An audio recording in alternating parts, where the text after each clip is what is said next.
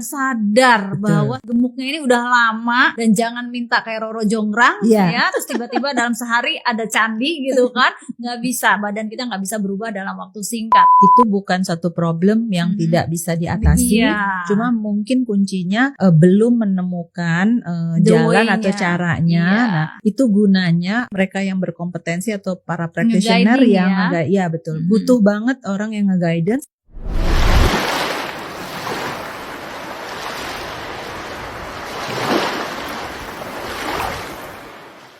Jadi intinya kalau obes atau kegemukan yang sudah menahun ya, jangan putus asa.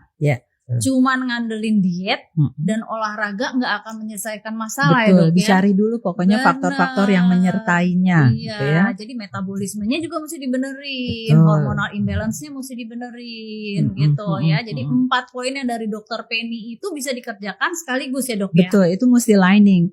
Karena gini, no single bullet ya. Kalau udah punya problem kayak begini, udah nggak bisa cuma sebiji nih pelurunya, mesti banyak. Nah, itu mesti kita jalanin secara bersamaan, which is nanti dievaluasi lagi oleh dokter yang pegang pasiennya ini untuk lihat seberapa faktor yang lebih besarnya.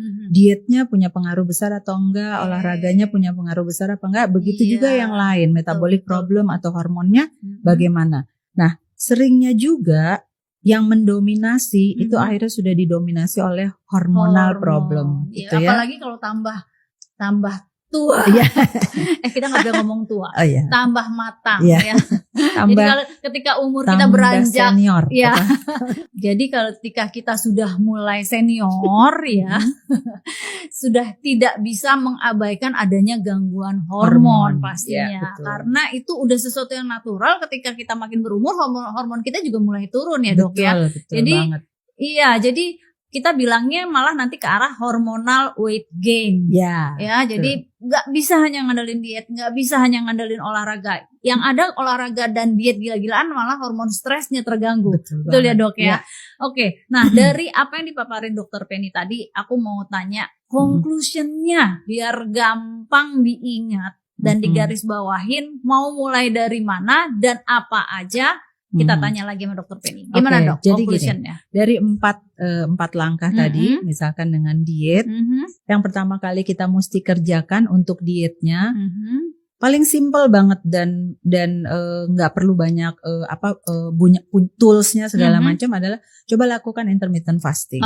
Setuju. Starting di 12 simple jam aja di 12 gitu ya. Kalau misalkan 2 minggu sudah lakukan 12 jam, naik ke 14, naik ke 16. Itu paling simple. Itu paling simple.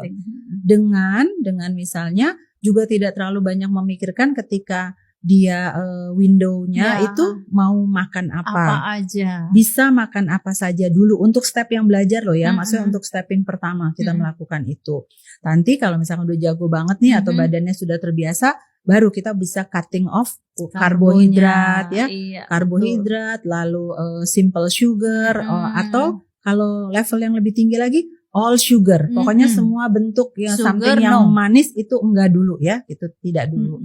Nah itu diet yang paling gampang. Lalu yang kedua adalah misalkan kita mau masuk ke insulin, manajemen insulin resistance seperti apa. Nah insulin resistance biasanya sangat terbantu jika kita sudah melakukan intermittent fasting dan cutting off, kita punya carb ya. Nah dibantu exercise.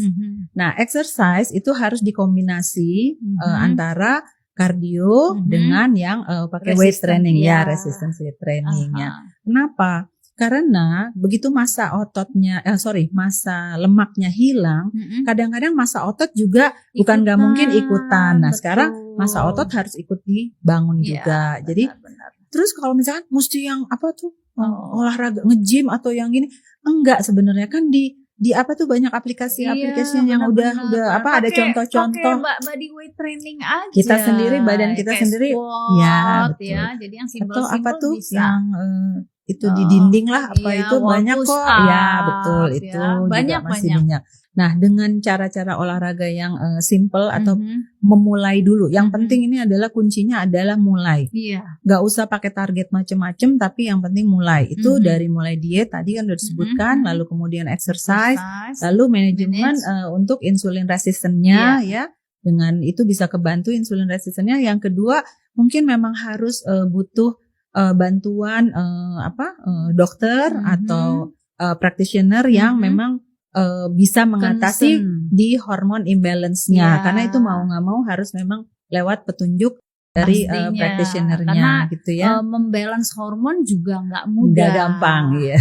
Jadi mau ngebalance hormon juga nggak sembarangan, karena kok nggak bisa main tebak-tebak aja. Oh kasih hormon ini, kasih hormon ini. Karena hormon juga kayak pedang bermata dua ya. Betul. Kurang pemeriksaannya salah. juga mesti detail. Habis pemeriksaan detail baru masuk ke terapi yang benar sesuai dengan hormon apa yang bermasalah. Betul, gitu. Betul. Ya. Gimana Healthiers? Kira-kira udah kebayang nggak kalau yang rasanya nih saat ini sedang mengalami gelisah karena berat badan nggak turun-turun, ya? Coba ya ikutin step yang tadi Dokter Penny sampaikan, ada 4 step ya. Tapi yang paling pertama niat dulu, niat dulu dan sadar bahwa gemuknya ini udah lama. Dan jangan minta kayak Roro Jonggrang ya, terus tiba-tiba dalam sehari ada candi gitu kan, nggak bisa, badan kita nggak bisa berubah dalam waktu singkat. Jadi kita mesti sabar dan konsisten, itu kunci banget tuh, konsisten. Kadang-kadang kita tuh males di konsistennya, seminggu udah ngejalanin, minggu besoknya males ya.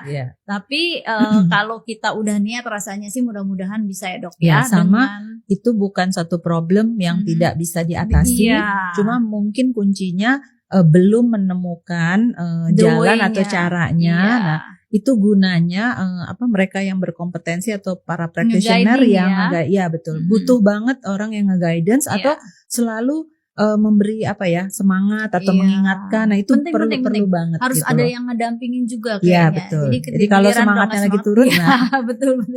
ingetin lagi. Ya, jadi Healthiers kita kayaknya udah dapet senjata nih gimana caranya untuk memulai step-step supaya kita bisa mengurangi massa lemak tubuh. Ingat ya, bukan mengurangi berat badan, tapi mengurangi massa lemak body fat tubuh. Excessive kelebihan lemak tubuh. Oke, mudah-mudahan ini yang kita sampaikan sore ini, saya dan Dokter Penny bisa ngebantuin Healthiers semua yang gabut karena gemuk ya. Mudah-mudahan semuanya bisa semangat, yang tadinya udah mulai frustasi, habis dengerin kita semangat lagi. Oke. Terima kasih semuanya. Saya dan Dokter Penny akan ketemu lagi nanti di Dr. House Clinic, The Lifestyle Clinic.